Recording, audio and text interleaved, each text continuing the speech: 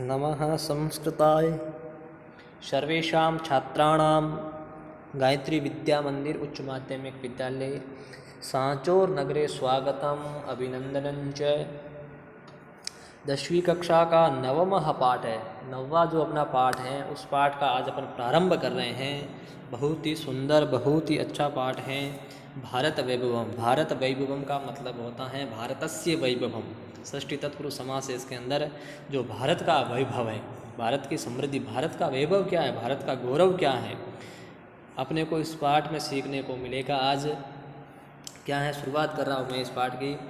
प्रस्तुतो अयम पाठ है। जो प्रस्तुत ये जो पाठ है, अयम मतलब ये जो पाठ है, भारत भारती वैभवम। एक ग्रंथ है जिसका नाम क्या है, भारत भारती वैभवम इत्याख्ये। इस नाम वाले ग्रंथात संकलित है। इस ग्रंथ से संकलित किया गया है, इस पाठ से लिया गया है। किस ग्रंथ से लिया गया है आपका ये भारत वैभवम पाठ? ये लिया गया है भारत भारती वैभवम। तो परीक्षा में प्रश्न पूछा भी जाता है, ये भारत वैभवम पाठ कस्मात् ग्रंथात् संकलित है अस्ति। ये किस ग्रंथ से संकलित किया गया है? तब आपका उत्तर होना चाहिए भारत भारती वैभवम इत्याख्ये ग्रंथात् संकलित है। इस ग्रंथ से संकलित किया गया है। अस्य महनीय ग्रंथस्य। इस महान ग्रंथ के रचनाकार कौन है? श्री निम्बारकाचार्य पीठाधीश्वर श्री राधा सर्वेश्वर शरण देवाचार्य श्री जी महाराज वर्तते। इसका नाम है श्री निम्बारक आचार्य पीठाधीश्वर श्री राधा सर्वेश्वर शरण देवाचार्य। इतना बड़ा नाम है इनका, तो लोग इनको क्या कहते हैं? श्री जी महाराज कहते हैं। यहाँ से श्री आगे वाला श्री लेते हैं और पीछे जी कह देते हैं कि श्री जी महाराज। तो यही जो श्री जी महाराज हैं, इनका पूर्ण नाम क्या है? श्री निम्बारकाचार्य पीठाधीश्वर श्री राधा सर्वेश्वर शरण देवाचार्य, ये इनका पूरा नाम है। और इनको और किस नाम, शॉर्टकट में नाम क्या बताया इन्होंने? श्री जी महाराज। मातृभूमे है भारतस्य, जो मातृभूमि भारत का, भारत्या क्या कहा? मातृभूमे भारतस्य भारत्या च संस्कृत भाषाया वंदनात्मक सुंदरम गीति काव्यम एतद अस्ति। ये जो भारत भारती वैभवम नाम का जो ग्रंथ है, ये हमारी भारत भूमि जो मातृभूमि है अपनी, इस भारत की मातृभूमि के रूप में जो हमारी भारती हैं, इस भारत भूमि का संस्कृत भाषा का बहुत ही वंदनात्मक सुंदर गीति काव्य ये है। कौन सा? भारत भारती वैभवम। इसमें जितने जो भी वंदना के रूप में ये जो गीत गाए गए हैं, सारे जो गीत हैं हमारी मातृभूमि का वैभव बढ़ाने के लिए हैं, हमारे भारत भूमि का गौरव बढ़ाने के लिए ये काव्य रचा गया है। बहुत ही सुंदर गीति काव्य। मैंने कल भी बताया था, गीति काव्य मतलब जिसको गा करके पढ़ा जाए, वो कौन सा काव्य होता है? वो गीति काव्य होता है। यत्र गीता गंगा गावश्च इति एवं गकारत्रयी अपि सुष्ठु वर्णिताः। एक तो गीता, गंगा और गावश्च, इन तीनों का ये जो गकार त्रयी है, इनको क्या कहते हैं? गकार त्रयी। गकार त्रयी मतलब तीन गकार वाले। गकार का मतलब होता है गकार, ग वर्ण। कौन सा वर्ण है? ग। तो गीता का पहला वर्ण क्या है? ग है। गंगा का भी पहला वर्ण क्या है? ग है। गावश्चय का भी पहला वर्ण क्या है? ग। तो कितने ग हुए? 1 2 और 3। तो इसने कहा गकार। गकार मतलब ये जो ग दिख रहा है ये 3 हुए। तो गकार त्रयी अपि सुष्ठु वर्णिता। ये जो 3 प्रकार के गकार है, कौन 3 प्रकार के गकार? ये 3 पर, एक तो गीता, गंगा और गावश्चय। तो यहाँ पर गीता, गंगा, गावश्चय का बहुत ही सुष्ठु, सुष्ठु का मतलब होता है अच्छा, बहुत ही अच्छी तरीके से इनका यहाँ वर्णन किया गया है। अत्र संग्रहितः ग्रंथस्य अस्य स्वल्प अंशे एव एतद् कलात्मकः। लेकिन ये जो ग्रंथ है भारत भारती वैभवम, इस ग्रंथ से संकलित किया जाने वाला ये जो पाठ है भारत वैभवम, ये बहुत ही थोड़ा सा अंश है, थोड़ा सा भाग ही लिया है, पूर्ण नहीं है। तो थोड़े से भाग में भी बहुत ही कलात्मक, कलात्मक का मतलब जिसमें छंद अलंकार आदि अपन लेते हैं ना, इन सभी से परिपूर्ण जो कलात्मक है, सर्वांग सुंदर है। इसका एक एक अंग क्या है सुंदर। जब आप इसको पढ़ोगे तब आपको समझ में आएगा। इसका एक एक अंग है वो बहुत ही सुंदर है, कर्ण प्रिय है, सुनने में हमेशा अच्छा लगता है। मधुरश्च, बहुत ही मधुर गीत है। यत जो बंकिम चंद्र हैं उनका वंदे मातरम इति गीतम अनायासम स्मारयति। ये जो बंकिम चंद्र चटर्जी का एक गीत है आपने पढ़ा हो, वंदे मातरम, हमारा जो राष्ट्र क्या क्या है, जो राष्ट्रगीत अपन जिसको कहते हैं, वो राष्ट्रगीत किसने लिखा था? बंकिम चंद्र चटर्जी ने लिखा था। तो इस गीत को पढ़ते हैं, जब इस गीत का भाव करते हैं, जब इस गीत का अपन अर्थ समझते हैं, तो ऐसा लगता है जैसे बंकिम चंद्र चटर्जी का जो राष्ट्रगीत है उस गीत को समझ रहा हूँ मैं। मेरी बात समझ रहे होंगे आप। तो उनकी तो वंदे मातरम गीत का अनायास ही स्मरण दिला देता है।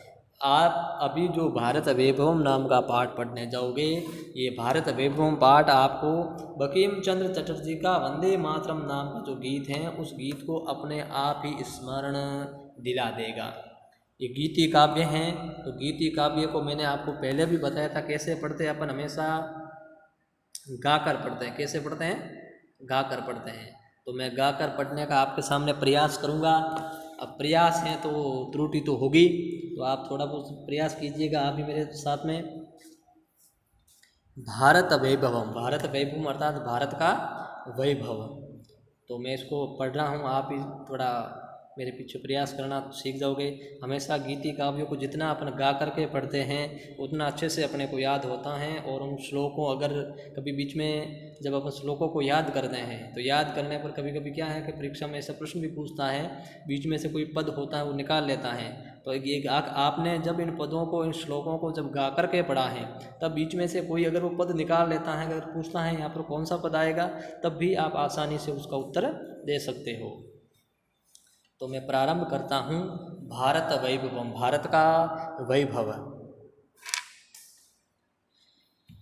वंदे निहितराम भारत वसुधाम, दिव्य हिमालय गंगा यमुना, शरयू कृष्णा शोभित सरेसाम, मुनिजन देवै अनिशं पूजां, जलधि तरंग हिरंचित सीमां, भगवल्लीला धाम महितां, नाना तीर्थ हि अभिरमणीयाम्, अध्यात्मधरित्रीं गौरवपूर्णां, शान्तिवहां श्रीवरदां सुखदां, सस्यश्यामलां कलिताममलां, कोटिकोटिजनसेविते मुदितां, वीरकदम्बै अतिकमनीयां, सुधिजनैश्च परमोपास्यां, वेदपुराणै नित्यसुगीतां, राष्ट्रेषु भक्तहीड्यां भव्यां, नानारत्नै मणिभियुक्तां, हिरण्यरूपां हरिपदे पुण्यां, राधा सर्वेश्वर शरणोऽहं, वारं वारं वन्दे रम्यां, वारं वारं वन्दे रम्यां, वारं वारं वन्दे रम्यां। एक दो बार आप इसको गाओगे, आपको अच्छा लगेगा, तो आप सीख जाओगे इसको गाना। फिर भी मैं प्रयास कर रहा हूँ आपके सामने गाने का। कि वंदे नितरां भारत वसुधां, दिव्य हिमालय गंगा यमुना, सरयू कृष्णा शोभित सरेसां, मुनिजन देवै अनिशं पूजां, जलधि तरंग हिरंचित सीमां, भगवल्लीला धाम महिम्नां, नाना तीर्थ हि अभिरमणीयाम्, अध्यात्मधरित्रीं गौरवपूर्णां शान्तिवहां श्रीवरदां सुखदां सस्यश्यामलां कलितामलां कोटिकोटिजनसेवितमुदितां वीरकदम्बै अतिकमनीयां सुधिजनैश्च परमोपास्यां वेदपुराणै नित्यसुगीतां राष्ट्रेषु हि भक्तैः ईड्यां भव्यां राष्ट्रेषु भक्तैः ईड्यां भव्यां नानारत्नै मणिभियुक्तां हिरण्यरूपां हरिपदे पुण्यां राधाशरेवेश्वरशरणोऽहं वारं वारं वन्दे रम्यां वारं वारं वन्दे रम्यां। आप बार बार प्रयास कीजिएगा गाने का, आपको अच्छे से सारे याद हो जाएंगे। श्लोक बहुत ही सरल हैं, हमेशा गाने से श्लोक होते हैं ना वो आसानी से याद हो जाते हैं और अच्छे भी लगते हैं, क्योंकि जब पद्य होता है, पद्य को अपन गाते नहीं है ना, तो उसका जो उद्देश्य है वो पूर्ण नहीं होता है। तो आप एक दो बार इसको गाना गा करके इसका जो अर्थ है, इसका भाव है, इसकी चर्चा मैं कल आपके सामने करूँगा। धन्यवाद।